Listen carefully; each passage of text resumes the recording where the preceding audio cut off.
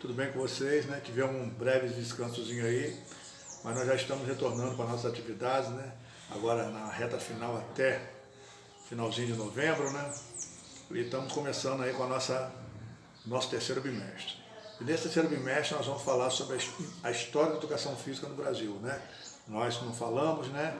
E nós temos que estar sabendo, né? Como se originou a educação física, veio da onde, né? Como apareceu, como é que foi se caminhando, né? Então nós vamos falar um pouquinho aí sobre a história da educação física no Brasil, tá bom? A história da educação física no Brasil. A história da educação física no Brasil tem os seus primeiros registros em 1500.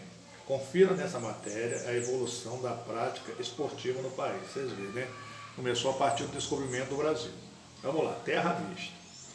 Quando os portugueses chegaram em terras brasileiras, encontraram índios que dançavam, saltavam, caçavam com arco e flecha e nadavam. Eram exercícios, em sua maioria, naturais e necessários para a sua sobrevivência. Mas também haviam práticas ligadas à cultura indígena, como jogos de peteca, corrida e luta. Primeiras manifestações do que mais tarde se nomeou educação física. Tá? Então, o que aconteceu? Os portugueses chegaram aqui, né, e encontraram os índios que já faziam a dança, eles saltavam, eles caçavam com arco e flecha, eles nadavam. E vocês sabem que tudo isso, né, veio se tornar uma atividade física, de salto, a caça com arco e flecha, que passou a ter a disputa do arco e flecha, né, a dança, tudo isso passou a ser uma atividade física, né. Eles eram exercícios, né, como dizem, em sua maioria naturais para eles, mas que foi se tornando, na prática, foi se aprimorando, se tornando mais na frente todas as atividades em relação à atividade física e à educação física. Vamos lá. Chegam os jesuítas. Isso aqui é passo a passo do que foi feito a educação física aqui no Brasil. Com a chegada dos jesuítas, a educação física começou a ganhar contornos mais definidos, ou seja, ela foi mais se desenhando, ela foi mais se definindo. Tá? De acordo com a pesquisadora e professora Paula Chies, em seu estudo Iluminando o Corpo, as contribuições científicas ao conceito do corpo nas escolas, fundadas pelos jesuítas, os alunos participavam de brincadeiras e jogos, sendo essas consideradas as primeiras aulas de educação física em território brasileiro. Então, gente, nas escolas fundadas pelos jesuítas havia a participação de alunos que começavam a brincar, né, e participar de jogos. E assim foi se fazendo, né, se aperfeiçoando para se tornarem aulas de educação física, tá? Já dentro do Brasil. Porém, a prática tinha apenas o objetivo de lazer e recreação, ela não tinha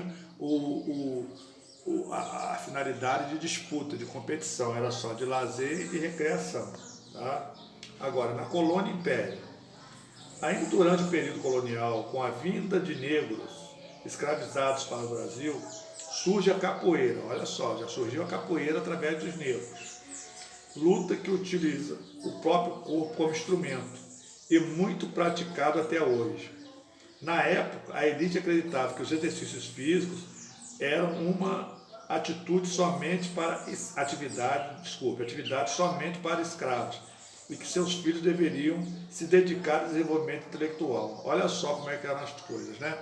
O preconceito era tanto que as elites, né, da sociedade achavam que atividades físicas, e principalmente a capoeira, era feita só para negros, que não poderia ser feita para brancos, que os brancos só poderiam trabalhar a parte intelectual, a parte de estudo.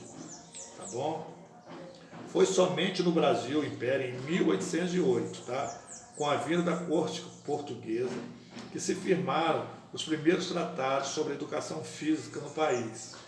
A educação e a saúde passaram a ser uma preocupação das elites. E nesse contexto, os exercícios corporais se tornaram sinônimo de saúde física e mental. Vocês terem a ideia, né? As elites começaram a ter uma outra visão sobre a atividade física, né? Porque estava incluído tanto a parte de saúde, né? Quanto a parte física e mental. as escolas começaram então a incluir a ginástica em seus currículos. Então as escolas começaram a incluir essas atividades nos seus currículos escolares.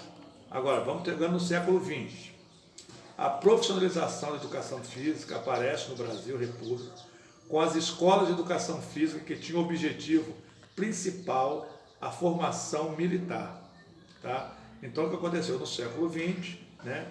A educação física passou a ser profissionalizada nas escolas de educação física, que elas visavam mais a parte militar do ser humano, do garoto, ou principalmente mais do garoto, né? Que eram sempre os alunos que eram com formação, se portavam para ter uma formação militar. Em 1930, com as reformas de Getúlio Vargas, a área de educação física ganha destaque nas políticas públicas, com a criação do Ministério da Educação e Cultura, que é o MEC. A educação física obrigatória em todos os níveis escolares, foi uma das formas do governo promover hábitos higiênicos e de saúde entre a população. Então, com a criação do MEC, foi obrigada as escolas a passar a ter a educação física, né, para promover os hábitos higiênicos, né, ter a higiene e a saúde de toda a população. De acordo com Ramos, em exercícios físicos na história e na arte do homem primitivo, aos nossos dias, um passo decisivo na história da educação física no Brasil foi a fundação da Escola Nacional de Educação Física e Desporto, em 1939, integrada à Universidade do Brasil, com grandes conquistas no campo das atividades físicas. Ou seja, então, gente, com essa criação da Escola Nacional da Educação Física e Desporto, né, integrada à Universidade do Brasil, o campo das atividades físicas passaram a ter mais amplitude. Tá? No fim do século XIX, o esporte se revela como importante manifestação cultural. Enquanto no Brasil imperial, a natação, a equitação e a esgrima eram modalidades mais praticadas. O remo foi o principal esporte praticado no país até as primeiras décadas do século XX, quando foram introduzidas as modalidades de natação, basquete, tênis e futebol, modalidades populares até o dia de hoje. Então, gente, no fim do século XIX, né, e início do século XX, começaram a ter várias atividades, a desenvolver as atividades do esporte, como a natação, o tênis, o futebol, tá? Isso foi se popularizando e foi, né, dando ênfase a novas atividades, a novas competições no Brasil. Após a Segunda Guerra Mundial, durante a ditadura militar no Brasil, a educação física ganhou status de propaganda do governo e todo o ensino passou a ser direcionado para o rendimento esportivo e a performance do atleta. Ou seja, ela passou a ter espírito de competitividade, né, de disputa, né, e o governo estava se utilizando disso, do esporte, para se popularizar. Tá? O regime militar investiu em competições esportivas de alto nível, o que resultou em uma valorização de caráter tecnicista na prática física. Então, eu estou falando para vocês, o governo ele passou a se prevalecer daquilo e começou a ter competições de caráter competitivo, certo? De performance, de alto rendimento. Tá? Os tempos atuais. Após a abertura política nos anos 1980, nossas concepções surgem na área da educação física, principalmente a escolar, e o modelo mecanicista passa a ser questionado.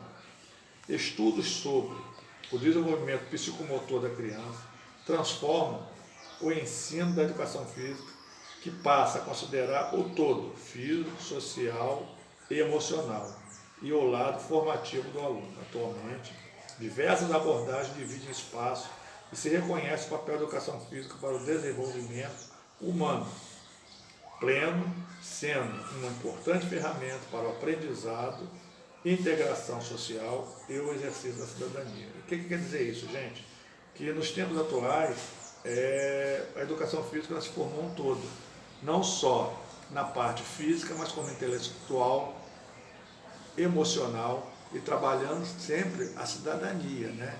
Que é a formação do cidadão, é a integração, né, de um aluno com o outro, de pessoas, né? O esporte une muito isso aí.